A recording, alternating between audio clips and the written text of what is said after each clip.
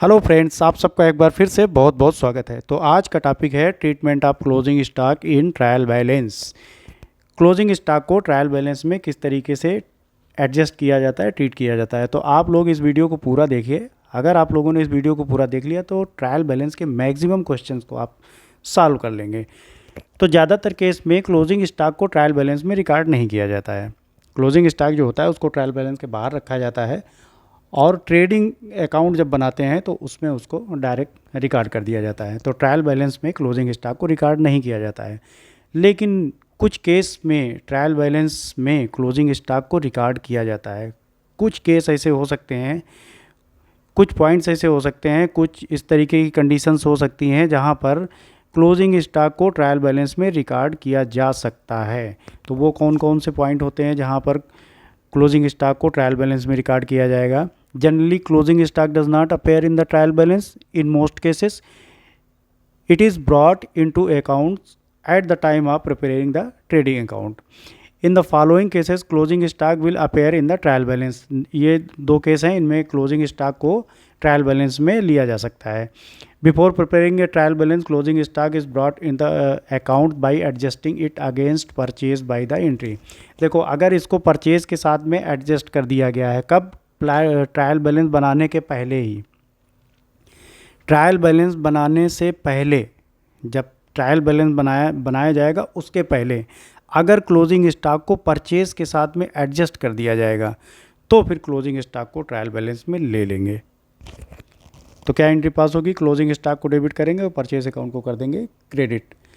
In case trial balance is prepared after preparing the trading account. अगर trading account पहले बना लिया गया, ठीक, उसके बाद ट्रायल बैलेंस बनाया जा रहा है, उस केस में भी क्लोजिंग स्टॉक को ट्रायल बैलेंस में रिकॉर्ड किया जाएगा। तो दो तरीके की सिचुएशन हो सकती है कि अगर ट्रायल बैलेंस के पहले क्लोजिंग स्टॉक को परचेज के साथ में एडजस्ट कर दिया गया तो फिर क्लोजिंग स्टॉक को ट्रायल बैलेंस में ले लेंगे, रिकॉर्ड करेंगे। या फिर ट्रायल बैलेंस ट्रेडिंग अकाउंट के बाद में बनाया जा रहा है, ठीक, पहले ट्रेडिंग अकाउंट बना लिया गया, उसके बाद अगर ट्रायल बैलेंस बनाया जा रहा है तो भी क्लोजिंग स्टॉक को ट्रायल बैलेंस में रिकॉर्ड कर लेंगे।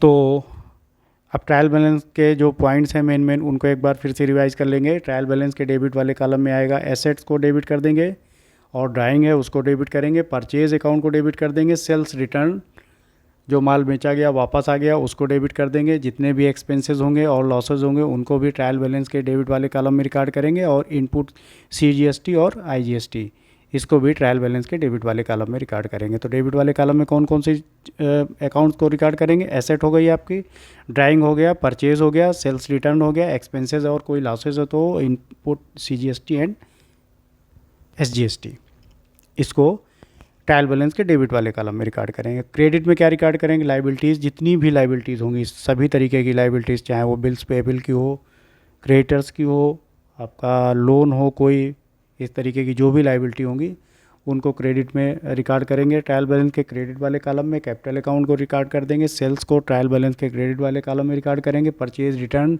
जो परचेज़ किया गया और माल वापस कर दिया गया उसको भी ट्रायल बैलेंस के क्रेडिट साइड में क्रेडिट वाले कॉलम में रिकॉर्ड करेंगे। और जो भी इनकम होगी या कोई प्रॉफिट हो जाएगा उसको भी क्रेडिट वाले कॉलम में रिकॉर्ड करेंगे। आउटपुट CGST और SGST इसको भी ट्रायल बैलेंस के क्रेडिट वाले कॉलम में रिकॉर्ड कर देंगे। तो ये तो हो गई बेसिक सी चीज़ें। देखो, क्वेश्चन में जो क्वेश्चन आएगा उसमें इस तरीके से लिखा होगा, stock on 31 March, stock on 31 मार्च, इसका मतलब क्लोजिंग स्टॉक है। 31 मार्च को जो स्टॉक दिया जा रहा है वो है क्लोजिंग स्टॉक। तो स्टॉक ऑन 31 मार्च और नीचे ब्रैकेट में लिखा होगा नॉट एडजस्टेड और यहाँ पर अमाउंट लिखा होगा उसका, will not be shown in trial balance, इसको ट्रायल बैलेंस में शो नहीं किया जाएगा। अगर क्वेश्चन में इस तरीके से लिखा हुआ आएगा कि क्लोजिंग स्टॉक के नीचे ब्रैकेट में लिखा होगा नॉट एडजस्टेड, इसका मतलब अभी ये परचेज़ के साथ में एडजस्ट नहीं किया गया है, इट मीन्स इसको ट्रायल बैलेंस में रिकॉर्ड नहीं करेंगे। अगर ये एडजस्ट कर दिया जाएगा तो क्लोजिंग स्टॉक को ट्रायल बैलेंस में रिकॉर्ड करेंगे। तो अगर क्वेश्चन में इस तरीके, बस इतना सा याद रखना है, अगर क्वेश्चन में इस तरीके से लिखा रहेगा स्टॉक ऑन 31 मार्च और ब्रैकेट में नॉट एडजस्टेड, बस इसको ध्यान देना है, नॉट एडजस्टेड। बाकी ये सारी थ्योरी भूल भी जाओ, कोई दिक्कत नहीं है, सिर्फ इतना याद रखो स्टॉक ऑन 31 मार्च ब्रैकेट में नॉट एडजस्टेड अगर लिखा है, इसका मतलब इस फिगर को ट्रायल बैलेंस में रिकॉर्ड नहीं करेंगे। सिर्फ इतना याद रखोगे, क्वेश्चन सॉल्व हो जाएगा। तो चलिए अब क्वेश्चन को सॉल्व करते हैं। तो ये क्वेश्चन है, from the following list of balances except from the books of R Singh and sons prepare a trial balance as at 31 March 2020 the amount required to balance should be entered as capital. इसको भी बाद में हम लोग समझेंगे। The amount required to balance should be entered as a capital. तो वो सारे पॉइंट आपको याद रखने हैं कि डेबिट साइड में क्या आएगा, क्रेडिट साइड में क्या आएगा। और अब हम लोग इस क्वेश्चन को सॉल्व करते हैं। तो परचेज़ है, परचेज़ डेबिट होता है, डेबिट साइड में आएगा। तो यहाँ पर ट्रायल बैलेंस के डेबिट वाले कॉलम में परचेज़ लिख देंगे, कितना है 18,20,000 रुपीज़, 18,20,000 रुपये का ये है परचेज़, इसको लिख लिया डेबिट वाले कॉलम में। और ओपनिंग स्टॉक है 3,50,000 रुपीज़, इसको भी ले लिया डेबिट वाले कॉलम में। सेल्स है 40 लाख का, तो ये सेल्स आएगा क्रेडिट में, तो सेल्स को क्रेडिट वाले कॉलम में 40 लाख रुपीज़ ये लिख दिया।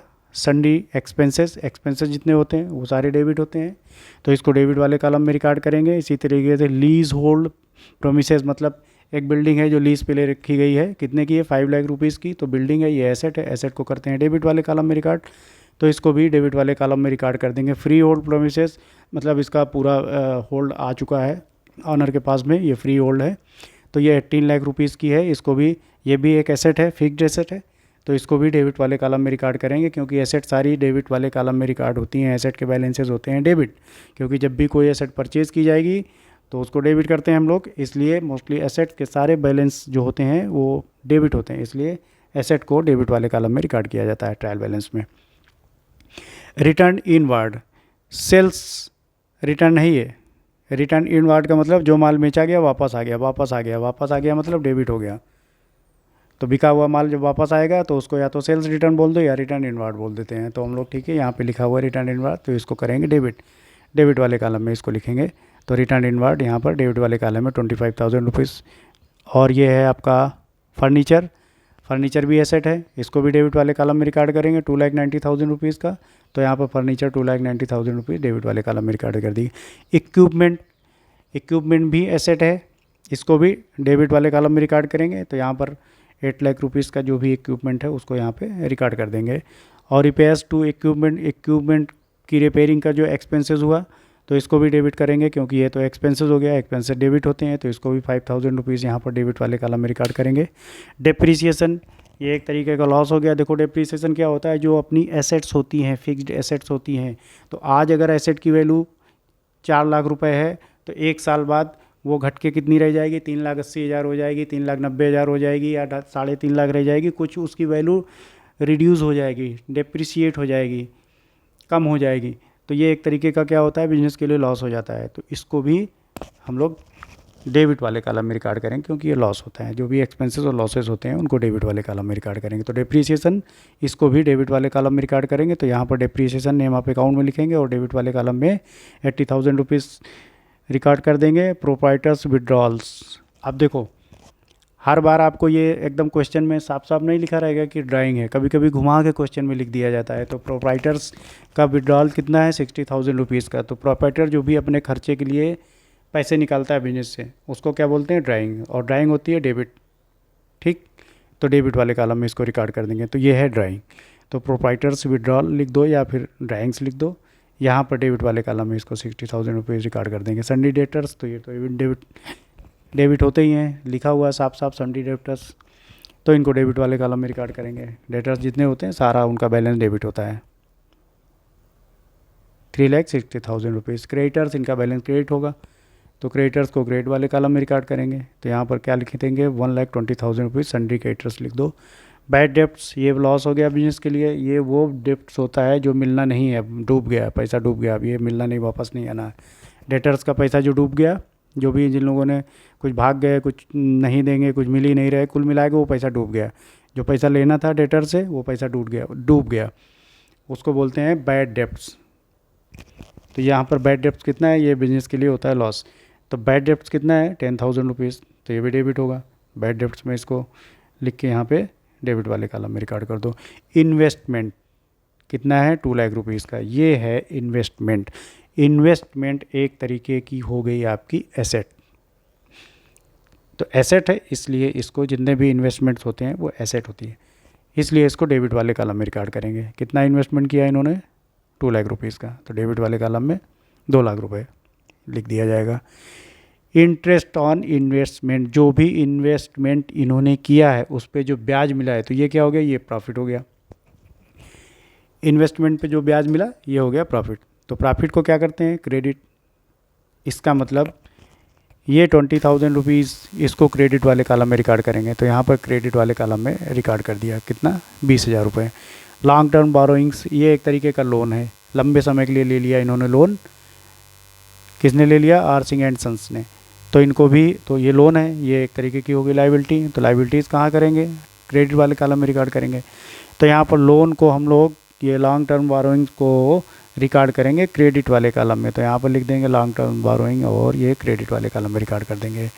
एक लोन इन्होंने लिया है, लोन फ्रॉम यूटीआई बैंक, कितना 8 लाख रुपए का, 8 लाख रुपीज़ का लोन ले रखा है यूटीआई बैंक से, ये भी लाइबिलिटी है। इसको भी क्रेडिट वाले कॉलम में रिकॉर्ड करेंगे, क्योंकि लाइबिलिटीज़ जो होती हैं उनको क्रेडिट वाले कॉलम में रिकॉर्ड करते हैं, ट्रायल बैलेंस के क्रेडिट होती हैं इसलिए। इंटरेस्ट ऑन लोन, लोन पे जो ब्याज दिया गया ये एक तरीके का क्या हो गया, लॉस हो गया या एक्सपेंसेस मान लो, तो इसको डेबिट करेंगे, डेबिट वाले कॉलम में रिकॉर्ड कर देंगे। तो इंटरेस्ट ऑन लोन ये डेबिट वाले कॉलम में 65,000 रुपये। पेटी कैश का बैलेंस है, एसेट है। कैश का जो बैलेंस होता है एसेट होती है, जो कैश होती है वो एसेट होती है, करेंट एसेट होती है, इसलिए इसको डेबिट वाले कॉलम में रिकॉर्ड करेंगे। तो पेटी कैश अकाउंट लिख के यहाँ पर डेबिट वाले कॉलम में 4,000 रुपये, 400 रुपीज़ लिख देंगे। और इसके बाद है बैलेंस एट बैंक, बैंक में जो पैसा पड़ा हुआ है वो भी एसेट है, करेंट एसेट है। तो एसेट है इसलिए इसको डेबिट वाले कॉलम में रिकॉर्ड करेंगे। कितना है 34,600 रुपीज़, 34,600 रुपये बैलेंस एट बैंक।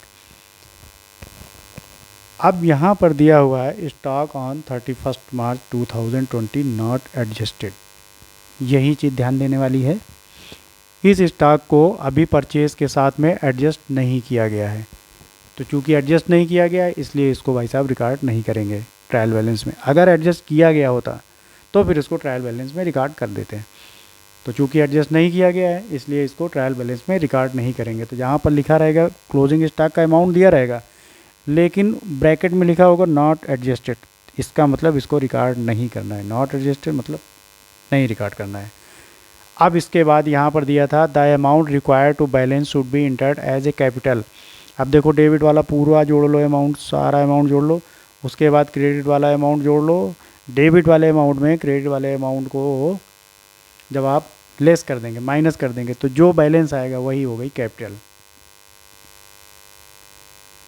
तो कैपिटल जो भी इसमें जो बैलेंसिंग फिगर आएगी सबसे लास्ट में उसको हम लोग कैपिटल मान लेंगे और यहाँ पर लिखेंगे कैपिटल, ब्रैकेट में लिख देंगे बैलेंसिंग फिगर कितना है 8,75,000 रुपीज़, क्योंकि यहाँ पर क्वेश्चन में दिया गया the amount required to balance should be entered as a capital. जो भी आपका बैलेंस रहेगा उसको कैपिटल की तरह मान लिया जाएगा, वो कैपिटल का बैलेंस माना जाएगा, कैपिटल अकाउंट में माना जाएगा, इतना पैसा पड़ा हुआ है। अब इसके बाद इसका टोटल कर लो 64,15,000 रुपीज़, इधर 64,15, ये आपका बन गया ट्रायल बैलेंस।